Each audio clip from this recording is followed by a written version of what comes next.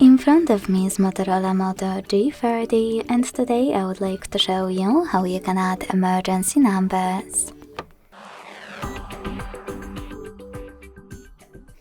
Begin by launching Settings and scrolling down to access Safety and Emergency.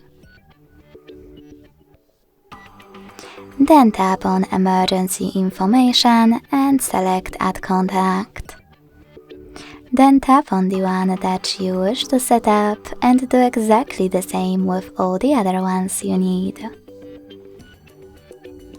To remove one of your contacts, just click on this X next to the one that you wish to get rid of and confirm your choice in the pop-up.